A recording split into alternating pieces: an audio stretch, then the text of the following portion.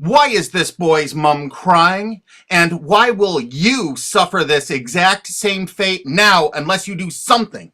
This is Mike Mozart of Jeepersmedia on YouTube, and this is my second video about SOPA and Protect IP, or PIPA, the two laws that they're trying to pass right now that are going to affect you, not only in America, but in the UK. And this video goes out to all my fans in the UK, because the United States government is extraditing one of your college students named Richard ODwyer. That's right, because he actually had a website that linked to copyright infringing material. I'm not kidding. He just linked to copyright infringing material. He didn't host any on his website. If you've ever used torrents in the UK and you've shared files online, you can kiss your mom goodbye, because the United States government's got a nice cold jail cell waiting for you. That's right, because they're going to extradite you, fly you to the United States, and they're going to imprison you for years. They're going to start doing this to hundreds, thousands of people in the UK. We got prisons we're building here to hold you all. Do you know the United States imprisons a greater proportion of its population than any other country on earth? Do you know that the country that imprisons the next greatest proportion is Russia? You know how tough Russia is. We actually imprison 20% more of our population than Russia. We are #1 in the world at imprisoning our population. And we want to start imprisoning the UK population. We got to grow those numbers. Look how our numbers have grown in the last few years. Why would our numbers jump so exponentially? Why would our numbers jump so? Does that look like we're becoming a police state? And billionaire Alki David has offered to pay the legal expenses of Richard ODwyer once he lands in the United States for the best legal representation money can buy. Mike, in the case of Richard, I will support all legal costs that will bring his case to the forefront, to highlight the hypocrisy of big media companies such as CBS, who have almost single-handedly created the phenomenon of copyright infringement through illegal file sharing. Illegal file sharing is abhorrent. It is not acceptable to steal copyrighted material. In the case of Richard, I don't know whether he's guilty or not, but the fact that he's being brought to America on extradition for copyright infringement, supported by large media companies who are almost solely responsible for the creation of this phenomena of copyright infringement through illegal file sharing, is disgusting.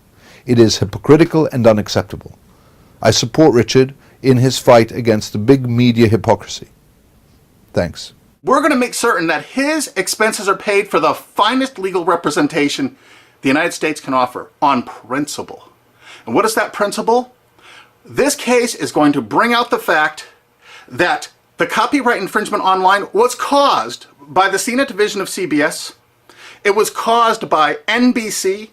It was caused by ABC distributing the software through ESPN and Go.com. And it was caused only by the big media companies themselves. All right, that's the only place you could get that software. Why did they all distribute that software? Why were they virtually the exclusive distributors of that software? And why did they promote it for copyright infringement? Okay, CBS television fostered it, encouraged it, and distributed all that file sharing software through a site they own called CNET. CNET has an office in the UK. That's right, one of the largest overseas offices is in the UK. Well, they committed a lot of online piracy. Take a look at these examples here. What? CNET and CBS substantially promoted Pirate Bay? And look at this. Last.fm, a UK company owned by CBS Television in the United States. Why did they make a deal with Pirate Bay to distribute their widgets? CBS was very enthusiastic with their deal about Pirate Bay.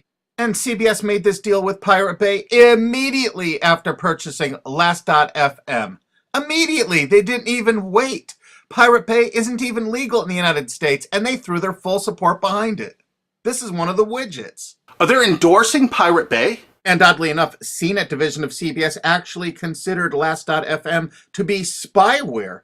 Were they using these widgets to actually spy on Pirate Bay to take them down? It seems possible, since it was widely reported about that time period that CBS was turning over user data to the RIAA from Last.fm. Or maybe it was just because CBS was actually distributing and promoting one of their new shows called Pirate Master in 2008. This is reported by Torrent Freak. And they actually had links right to torrents to download this show. And this is on CBS's own website. Of course, this is one of CNET CBS's proud offerings, the Pirate Bay Search Download. This allowed you to actually cruise all the popular sites without actually going there, so you could download tons of pirated media illegally. They even say that in this download. Of course, it's downloaded right from CNET's own servers. Even though CNET was offering this in 2010, they've taken it down because we squealed. But look how it came up in Google searches. Why did it come up pirated books downloads if you search pirated books? Why did it come up pirated movies downloads if you search that? Their search engine optimization featured the words pirated and pirating. Of course, the CBS CNET staff couldn't write enough glowing articles and reviews about how much they loved Pirate Bay, how much terrific material was there, all for the taking. Notice the editor's 4-star review and the coveted, we recommend this add-on to all users. Look at this. They had LimeWire. Of course, Sumner Redstone had every reason to distribute as much LimeWire as possible, seeing he was profiting from the distribution of LimeWire by selling Viacom's Comedy Central material through LimeWire. Kazaa? 326 million downloads. Morpheus? Over 125 million downloads with the help of all their co-branded partners, Microsoft, AOL Time Warner, BitTorrent? It goes on and on and on. CNET CBS wanted you to download pirated media so badly, they offered downloads specifically to cover your digital tracks, reviewed by their editors, and distributed through all their co-branded partners. Look at the freaking date this was added to CBS CNET. And ZapShares was perfect to use if you were using LimeWire to download Lady Gaga songs, like the editors showed you in this screen capture. And do you know who heads up that company? Sumner Redstone, one of America's richest men. And you know what you're going to do? If it's okay for the United States government to extradite that poor kid to the United States to stand trial here for something that wasn't illegal there, Sumner Redstone distributed file sharing software to your country. He distributed it with charts and graphs, including known copyrighted artists that are still on their site CNET to this day. And they distributed over 50 million downloads of LimeWire just since Sumner Redstone bought CNET. So what you're going to do is, you're going to demand that your government in the UK extradite Sumner Redstone to the UK to stand trial for copyright infringement. That's right. You are going to demand it. You are going to write every single person in the UK. Because why should an American multi-billionaire be above the law? Hey, they can extradite one of your mates, some chap from England, over to the United States to sit in a prison for 5 or 10 years. Let's go after who really caused the copyright infringement. Let's go after the big media companies that actually distributed this software. I bet you didn't know who invested tens of millions of dollars in BitTorrent. SL partners, Paul G. Allen, Bill Gates, Microsoft. How come they're not in prison? They should be. Why, Sumner Redstone's company Viacom, in their sworn statement of undisputed facts from Viacom versus YouTube, stated as fact notorious pirate sites like Napster, Kazaa, and BitTorrent. Hey, I thought it was a piracy site. How come in 2008 all of these big media companies in the United States had content distribution deals with BitTorrent? You had a sworn statement in court they were a piracy site, Sumner Redstone. Why is your Paramount Pictures and MTV networks there? Why are you bringing people to court over downloading from BitTorrent when you used it yourself? While Sumner Redstone's Viacom was swearing in court that BitTorrent was a piracy site, their own CNET wrote this wonderful review of it. Pros: BitTorrent downloads can be delivered to you using any BitTorrent client app. Partial to uTorrent? No problem. Now you can mix your legal and pirated downloads into one client. Of course, every entertainment company distributed that software. Yeah, BitTorrent actually tried to go legitimate for a while. This is an article from CNET UK. Legit BitTorrent faces uphill struggle. Of course it did. Does this signal the death knell of all that is illegal in the world of file sharing? CNET admitted that BitTorrent was all that was illegal in the world of file sharing. Is it for anyone's benefit for BitTorrent to go down the same route as Napster or Kazaa? Well, CNET's been distributing this software before this article for 7 years. We think it's fairly obvious that most of BitTorrent's existing 135 million users will flee in droves. free and illegal is always better than paid. Of course, their paid downloads failed. Remember, you have to look at the dates on this software from CNET CBS. This is November 5th, 2010. MegaUpload Super Search. So you don't even have to use a search board. It actually scans through MegaUploads. CNET staff reviewed it and recommended it. Of course, CNET CBS loved Rapid Share. Look at this. They added August 19th, 2008 when CBS owned it. The editors reviewed it and loved it. This particular little item lets you search Rapid Share with a special bot so you would never have to use an external site, downloaded right from their own servers. The CNET division of CBS offered dozens and dozens of BitTorrent toolbars, allowing you to search the different sites such as Pirate Bay, Torrent Spy, ISOHunt, without leaving the comfort of your own desktop or having to look at their advertising. They actually let you search it without going there. Here's another one of those torrent searchers CBS CNET offered. The pictures showed all the results for Lost, the TV show. JPTorrent is the first multi-search torrent program. It lets you search over 100 torrent pages with one click. And feast your eyes on the picture the CNET editors provided for you so you can see how effective it is. They showed you a picture of the Lost TV show.